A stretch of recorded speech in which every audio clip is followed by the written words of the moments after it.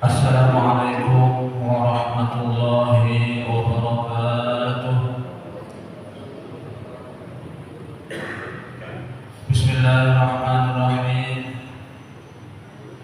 Innal hamdalillah nahmaduhu wa nasta'inuhu wa nastaghfiruh wa na'udzu billahi min shururi anfusina wa min sayyiati a'malina. May yahdihillahu fala mudilla lahu wa may yudlilhu fala hadiya lahu. Asyhadu an la ilaha illallah wahdahu la syarika lahu wa asyhadu anna Muhammadan 'abduhu wa rasuluhu la nabiyya ba'dahu. Allahumma shalli wa sallim wa barik ala sayyidina Muhammadin wa ala alihi wa ashabihi ajma'in. Subhanaka la 'ilma lana illa ma 'allamtana innaka antal 'alimul hakim. Wa tub 'alaina innaka antat tawwabur rahim. Wa la hawla wa la quwwata illa billahil 'aliyyil 'azim. Rabbi shrah li sadri wa yassir li amri wahlul 'uqdatam min lisani yafqahu qawli. Amma ba'du. Hadirin jamaah salat maghrib Masjid Al-Jihad yang dimuliakan Allah. Pertama-tama terlebih dahulu marilah kita sama-sama memanjatkan puji dan syukur kita kehadirat Allah Subhanahu wa taala, karena dengan limpahan rahmat, karunia, taufik dan hidayahnya juga sehingga kita kembali pada malam hari ini kita dapat melanjutkan kajian kita tentang ilmu fikih kitab Sabilul Muhtadin, yang insyaallah malam hari ini kita akan membahas tentang wukuf di Arafah. Salawat serta salam semoga pula terlimpahkan kepada junjungan kita Nabi besar Muhammad sallallahu alaihi wasallam, kepada keluarga beliau, sahabat, kerabat, zuriat, bahkan pengikut-pengikut beliau ila yaumil qiyamah. Dan marilah kita pula sama-sama berniat atau memperbarui niat i'tikaf dengan niat nawaitu an a'takifa fi hadzal masjid sunnatan lillahi ta'ala. Sengaja saya beriktikaf di dalam masjid ini sunnatan tasmu karena Allah Ta'ala. Hadirin jamaah salat maghrib Masjid Al-Jihad yang dimuliakan Allah, baik kita akan lanjutkan kajian kita. Qala al-mu'allif rahimahullah ta'ala nafa'ana bihi wa bi'ulumihi fid dharain amin. Pasal yang ke-6 adalah wukuf di Arafah. Wajib wukuf itu bahwa hadir pada bagian dari tanah Arafah sesudah gelincir matahari pada hari Arafah, yaitu hari ke-9 bulan Dzulhijjah, sekalipun sedikit. Wajib wukuf itu bahwa kita hadir pada bagian dari tanah Arafah sejak, artinya mulai waktunya, mulai gelincir matahari pada hari Arafah, itu tanggal 9 Dzulhijjah. Sesudah zuhur kita harus wajib berada di tanah atau di area padang Arafah. Waktu wukuf semenjak gelincir matahari sampai waktu fajar hari raya haji. Nah, Dzulhijjah sampai terbit fajar hari raya, hari raya hajinya esoknya.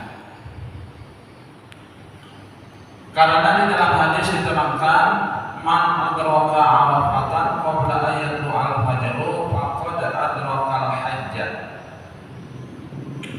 Artinya barang siapa mendapatkan Arafah sebelum terbit fajar, maka sesungguhnya didapatnya haji. Hadis riwayat Ahmad dari Ibnu Abbas. Nah itu waktunya yang wukuf di Arafah mulai tanggal 9 Dzulhijjah sesudah gelincir atau sesudah waktu zuhur sampai terbit fajar hari raya hajinya.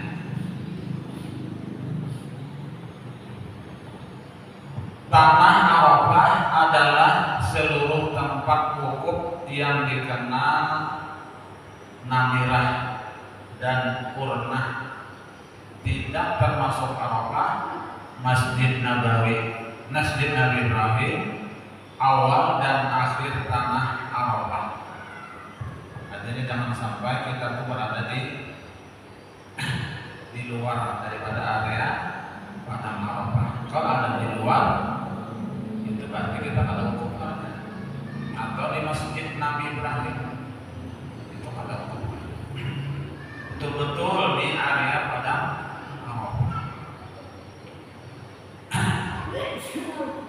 Memadai kehadiran seseorang yang berihram di tanah Arafah pada waktu yang disebutkan di atas, sekalipun hanya sekedar lalu karena mencari hamba yang lari atau tertidur sepanjang hari dengan syarat bahwa ia dalam keadaan berakal.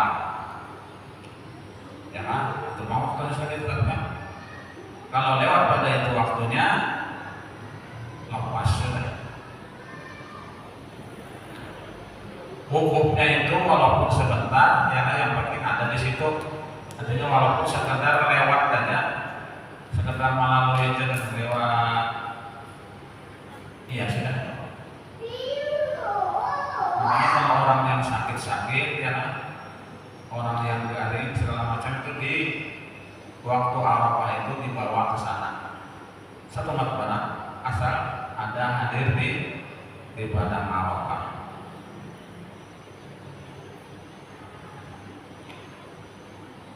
Maka tidak memadai hukum orang yang pingsan. Orangnya pingsan kada bisa. Orang yang gila kada bisa juga. Dan orang yang mabuk kada bisa.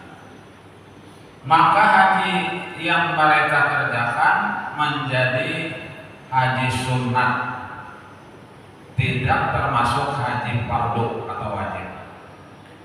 Ya. Inilah yang diterangkan di dalam kitab Tuhfah dan Mughni. Namun yang disebutkan di dalam kitab Nihayah, haji orang yang gila dan haji orang yang mabuk menjadi haji sunat, sedang haji orang yang pingsan tidak termasuk haji yang fardu dan tidak juga haji sunat. Ini ada di dalam kitab Nihayah, ya kan? Haji orang yang gila dan haji orang yang mabuk itu menjadi haji sunat jah. Sedangkan orang yang pingsan, haji orang yang pingsan tidak termasuk haji yang fardu dan tidak juga haji yang sunat. Nah, jadi pingsan nih, pingsan kada sadarnya apa, kada akalnya.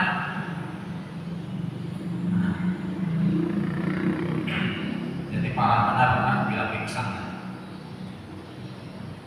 Sunat hukum sangat banyak, yang diantaranya berada di Arafah pada waktu malam dan siangnya. Pada waktu malam dan siangnya. Waktu malam ya kan, itu ya mulai maghrib sampai fajar subuh. Sedangkan siang ya tadi mulai bis zuhur ya kan, sampai maghrib itu siangnya. Umpamanya tidak berangkat menuju Muzdalifah sebelum tenggelam matahari. Oleh karena itu tidaklah wajib meninggalkan Arafah sebelum masuk matahari. Sekalipun tidak kembali lagi ke Arafah sesudah tenggelam matahari, karena di dalam hadis diterangkan man ata Arafatan qabla al-fajri lailan aw naharan faqad tamma hajjuhu.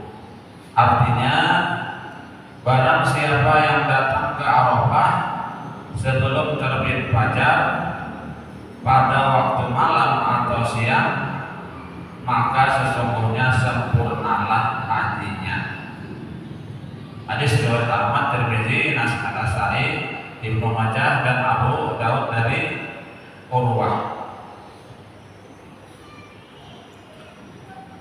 Kalau dikatakan wajib membayar dam,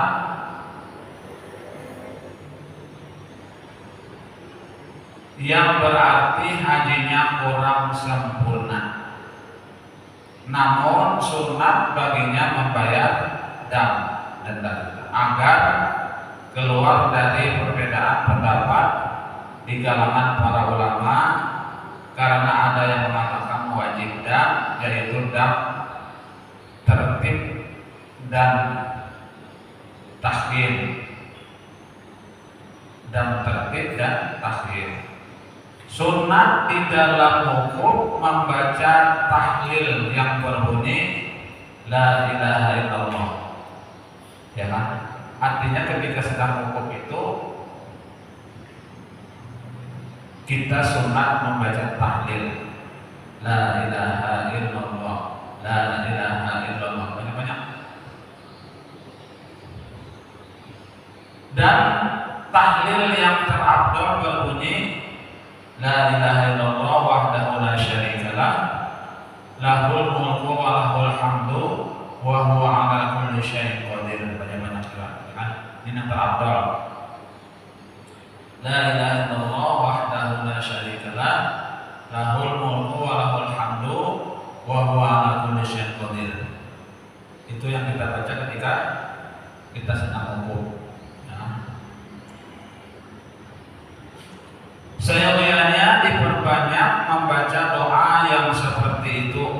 Seyogianya diperbanyak membaca doa yang seperti itu, karena Nabi SAW bersabda, khairu ma qultu ana wan nabiyyuna min qabli la ilaha illallah wahdahu la syarikalah lahul mulku wa lahul hamdu wa huwa ala kulli syai'in qadir. Sebaik-baik yang kukatakan dan yang kukatakan dan yang dikatakan oleh para nabi yang terdahulu dan padaku ialah la ilaha illallah wahdahu la syarikalah lahul mulku wa lahul hamdu wa huwa ala kulli syai'in qadir. Ini yang dibaca orangnya banyak-banyak membaca ketika sedang wukuf di padang Arafah. Hadis riwayat Tirmidzi dari Amrin dan Syuaib. Sunat mengucapkan takbir, ya, takbir itu Allahu Akbar. Talbiyah labbaik Allahumma labbaik, ya, labbaik la syarika lak labbaik, innal hamda wa ni'mata lak wal mulku la syarika lak. Tasbih subhanallah. Membaca Al-Qur'an, ketika waktu benar, jangan pendeknya gawean kita di situ adalah ibadah, ya. Baca Quran, zikir, doa, tarbiyah, tasbih, surat Al-Hasyr dan sunnah-sunnah lainnya. Surat Al-Hasyr dan sunnah-sunnah yang lainnya. Dan sunat pula membaca sholawat yang tercantum di dalam tahiyat. Sholawat yang tercantum dalam tahiyat, ya. Karena sholawat yang seperti itu termasuk sholawat yang terbaik yang di dalam tahiyat, ya. Allahumma sholli ala sayyidina Muhammad wa ala ali sayyidina Muhammad kama shallaita ala sayyidina Ibrahim wa ala ali sayyidina Ibrahim wa barik ala sayyidina Muhammad wa ala ali sayyidina Muhammad kama barakta ala sayyidina Ibrahim wa ala ali sayyidina Ibrahim fil alamin innaka Hamidum Majid. Nah, itu sholawat dalam tahiyat, itu termasuk sholawat yang terbaik. Dan hendaklah banyak-banyak membaca apa yang disebutkan di atas, baik zikir, doa, Al-Quran, dan sholawat semenjak awal waktu sampai selesai, dan akan berangkat menuju Muzdalifah karena Nabi SAW bersabda, afdhalud du'ai du'a'u yaumi Arafah. Artinya sebaik-baik doa adalah doa pada hari Arafah. Ya, itu ya, ketika sedang wukuf, berzikir, ya kan, bertahlil, berdoa, baca Quran, baca sholawat, mulai awal sampai akhir, nanti dibaca. Nah, kemudian berangkat menuju Muzdalifah. Sunat merasa sedih dan menangis sambil membaca yang disebutkan di atas dengan rasa tawadu, ya, dengan rasa tawadu, tadarruk dan penuh khusyuk, merendahkan diri dan menyesali diri, karena di sanalah tempat pengampunan segala dosa, ya, sambil menangis sama sedih, ya, sambil merasa sedih. Nah, itu diusahakan, ya, ketika kita membaca-baca doa atau zikir yang disebutkan tadi.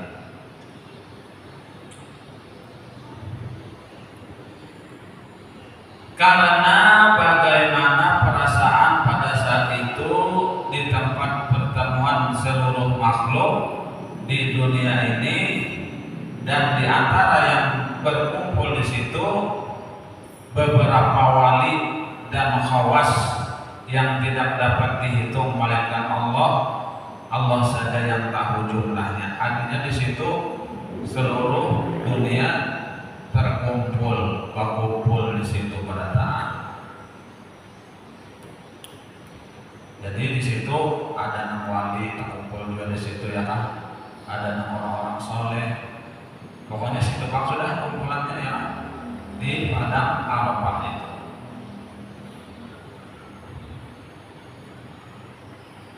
Doa yang dibaca hendaklah diulang 3 kali dengan tahmid, tamjid, tasbih, dan tahlil serta sholawat,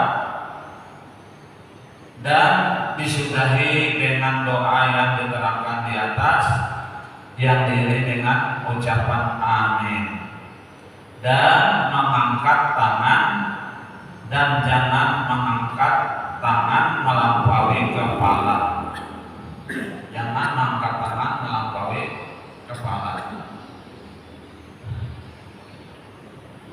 Makruh menyaringkan suara dan makruh berlebihan dalam mempergunakan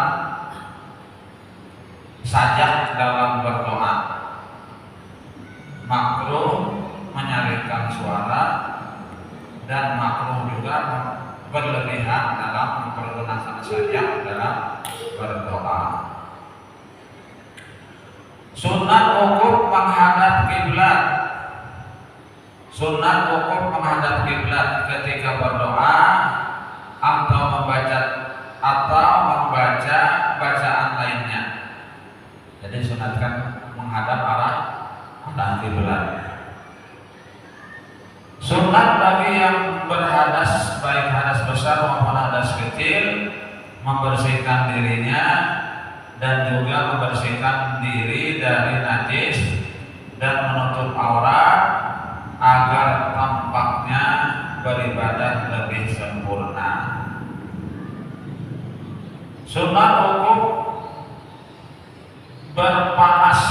Sunat wukuf berpanas karena tidak ada hadis yang menerangkan Nabi SAW waktu di Arafah bernaung terkecuali karena adanya uzur yang mungkin menimbulkan mudarat atau menyebabkan terganggu berdoa dan mengurangi kesungguhan membaca zikir disebabkan panas. Maka dalam keadaan ini hendaklah bernaung. Nah, jadi sunatnya itu waktu wukuf itu berpanas, jangan bertenda.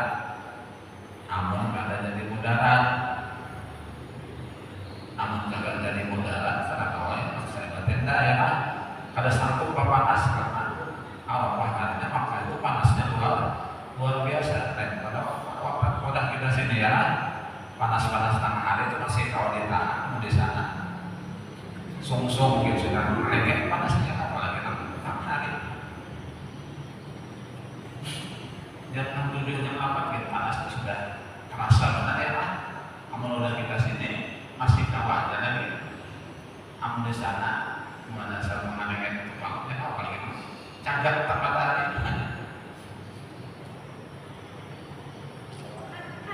itu kalau tidak ada uzur ya. Kalau tidak ada uzur artinya mudarat, itu lebih baik bernaung artinya pakai tenda atau di dalam tenda. Sunat wukuf di tempat Nabi pernah wukuf.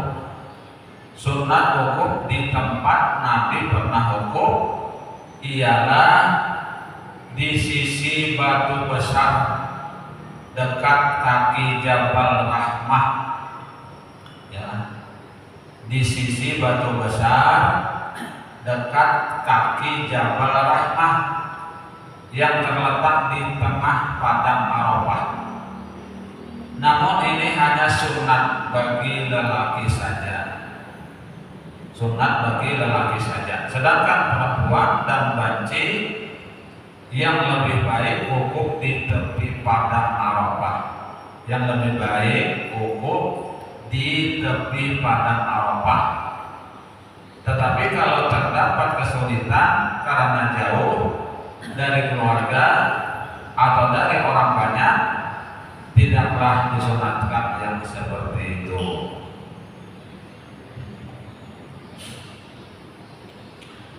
Sunat lagi menjamak sholat zuhur dengan sholat asar. Sunat menjamak sholat zuhur dengan sholat asar dengan jamak takdim di Masjid Ibrahim pada awal waktu wukuf karena mengikuti praktek Nabi Shallallahu Alaihi Wasallam. Jadi sunat menjamak sholat zuhur dan asar di Masjid Ibrahim pada awal waktu wukuf ya, karena mengikut praktek Nabi SAW. Dan ini sesudah imam membaca 2 khutbah ya, dan ini sesudah imam membaca 2 khutbah. Jamak hanya boleh bagi orang yang musafir saja. Jamak hanya boleh bagi orang yang musafir saja dan tidak boleh bagi orang yang mukim. Karena jamak disebabkan musafir, bukan karena ibadah haji.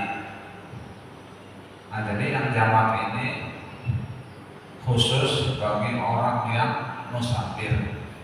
Artinya orang musafir itu kada orang asli Makkah, kada orang asli Makkah atau orang asli mukim sana, kada boleh menjamak ya, tetap sholat tamam, sholat sempurna.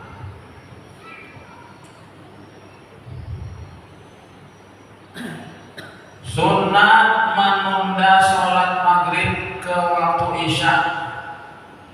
Sunat menunda sholat maghrib ke waktu isya bagi orang yang musafir agar dapat dijamak keduanya di Muzdalifah. Agar dapat dijamak keduanya di Muzdalifah. Dan dibolehkan menunda salat dan menunda selama belum habis waktu ikhtiar. Dan dibolehkan menunda selama belum habis waktu ikhtiar bagi sholat isya. Dan jika habis waktunya, maka sunat mengerjakan sholat itu pada waktunya masing-masing. Dan orang yang bukan musafir tidak